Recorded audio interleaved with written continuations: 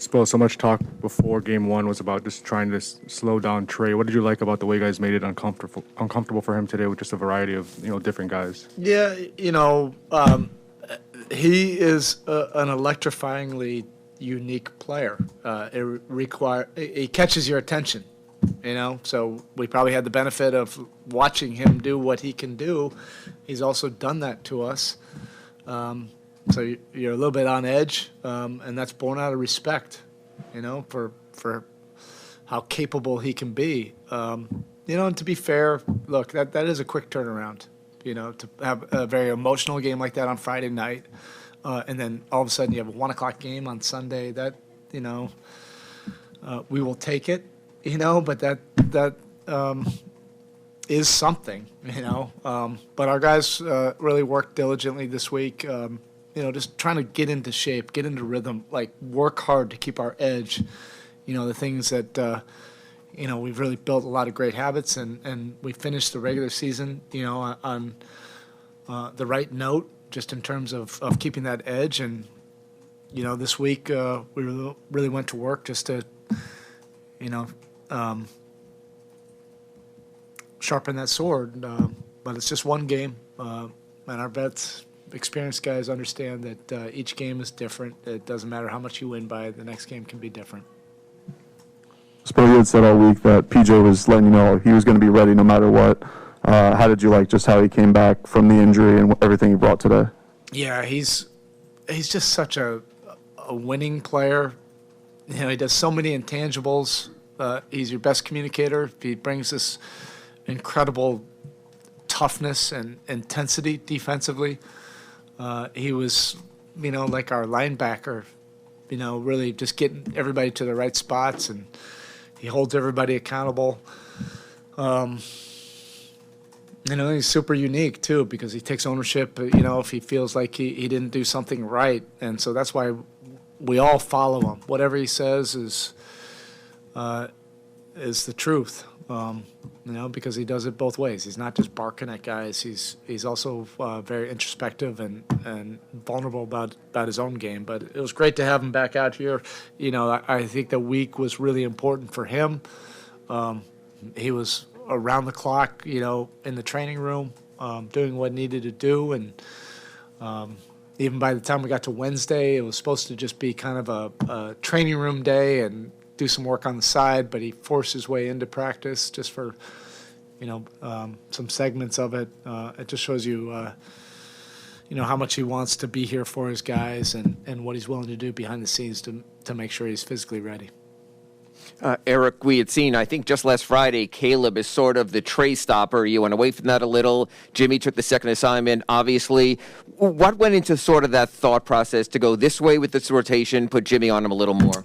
This is the way we went tonight, but look, we're so far past the 9-man rotation. That's what it was tonight.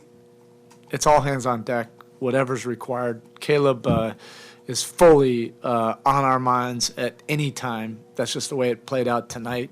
But he is, one of our most important players. So he'll have an impact at some point. Erik, two things. I don't remember too many games at least, where we would see you even in defensive position at times on the sideline as if you were just like willing it yourself in some stretches. Was that? I've really been trying to work on that. You were. It was good. Palms up. It was very. That happened in a head coach's meeting like 5 years ago. I was on the court. They're showing such an old clip. I'm like, that happened a decade ago against OKC, where I guess I was out on the court. I've gotten a lot better than that. Show my progress, please. You regressed maybe a little, but I guess just how. I mean, is that just a sign of just what it demands against not just that player, but against that team with that many shooters, just the intensity it takes? You better be on edge. You have to be on edge. Not me, but out there, because that team can really score in bunches. Obviously, Trae Young can just ignite at any point. So if you relax at any point, all of a sudden he hits a couple that can turn into a lot more. And you have to respect that. And our guys have that respect, but even with the respect, even with the urgency, even with being on edge, he's still capable. And that's why we'll have to just be ready, for game 2 and somehow just erase this memory, and keep that edge.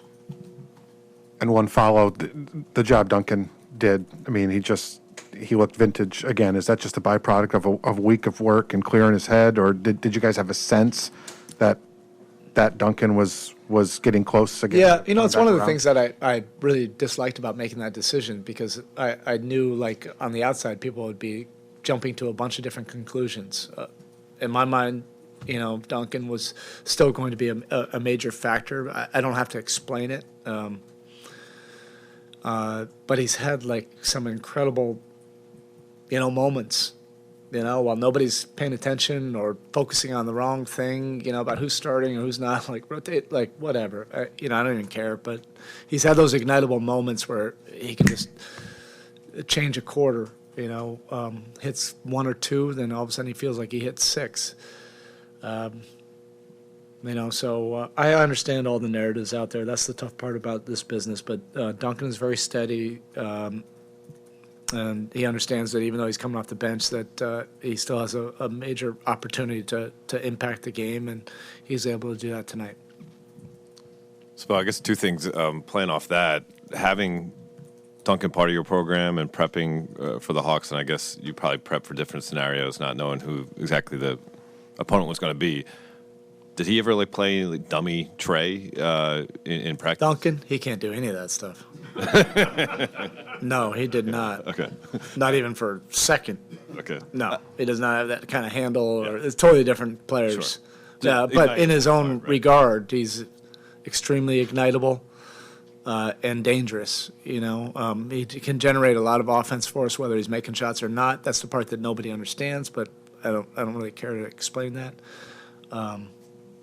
But you just try to work on, regardless of who your matchup is in the playoffs, you're going to be facing a great player that's going to require schemes, and you're going to have to be very disciplined. You're going to have to have a lot of reps with that, and that's what we just focused on this week. We knew it was going to be a great player and a great, potentially a great offense that you have to prepare for. This team can score. Like, this is not indicative of who this team has been the last 2 months, and that's our veteran guys understand that. You got to put this behind us and get to work tomorrow with that same level of respect, knowing what this team can do. I just had a question about one specific play. Lowry had a strip on Young at the 3-point line extended, leads to a run out. Seemed like he had Hunter beat. He probably could have gotten a score himself, but he pitches it back for Strus for a dunk.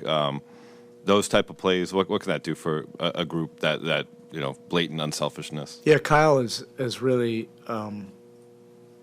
he's driven that all year long. It's really inspiring when you see somebody like that.